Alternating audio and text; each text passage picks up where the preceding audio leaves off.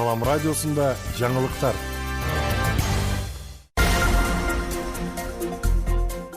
Саламатсыз бардактуу угарман жана көрүүчү, эфирде жаңылыктар чыгарылышы, аны мен Жасмина Сайдиманова тааныштырам. Баткенде санитардык абал сакталбаган тамактануучу жайларга айыппул салынды. Баткен Санэпид көзөмөл борбору Баткен шаарындагы бир катар тамактануучу жайлардын санитардык абалын текшерип, талапка жооп бербеген жайларга 3 000 сомдон 13 000 сомго чейин айыппул салды. Санэпид көзөмөл борборунан билдиришкендей, текшерүү учурунда ишкерлерге сунуш, милдеттендирме жана эскертүүлөр берилип, түшүндүрүү иштери да жүргүзүлдү.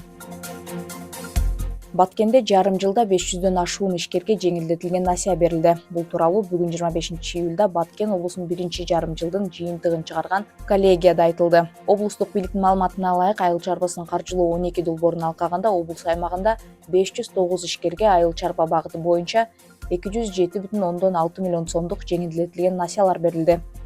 Ал эми айыл чарбасында өндүрүлгөн дүң продукциясынын көлөмү 8780,3 миллион сом болуп, өткөн жылдын ушул мезгилине салыштырмалуу 102,6% түздү. 2024 жылдын түшүмү үчүн жалпы 5916 гектар жерге күздүк кылкандуу дан эгиндер себилген. 1-июлга карата 3028,7 тонна кылкандуу дан эгиндери жыйналып алынды.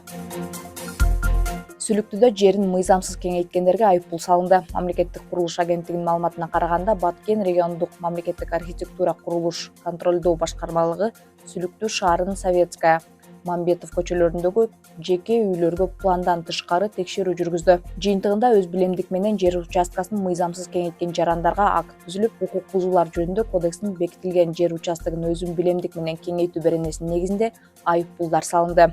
Жана жерди алгачкы калыбына келтирүү боюнча эскертүү кагаздар берилди деп жазылат маалыматта. Баткенде 40 социалдык объекттин курулушу жүрүүдө. Баткен облусунун аймагында үстүбүздөгү жылга карата мамлекеттик казынанын капиталдык салымдар беренесине ылайык каржыланган 89 объектте иш жүрүүдө. Бул тууралуу бүгүн 25 июль күнү облустук коллегияда Баткен облустук капиталдык курулуш башкармалыгынан маалымат берди. Ага ылайык иш жүрүп жаткан 89 объекттин ичинен 40 социалдык объекттин курулушу жүрүп жатат. Мындан сырткары 20 объектиде капиталдык оңдоп түзөө, 17 объектиде таза суу, 12 объектиде долбоорлоо иштери жүрүүдө. Кыргызстанда ноутбук жана планшеттер чыгарыла баштайт. Кыргызстанда Мекен брендинин ноутбуктары өндүрүшкө кире баштады. Бул тууралуу Кыргыз Индустрия ачык акционердик коому билдирди.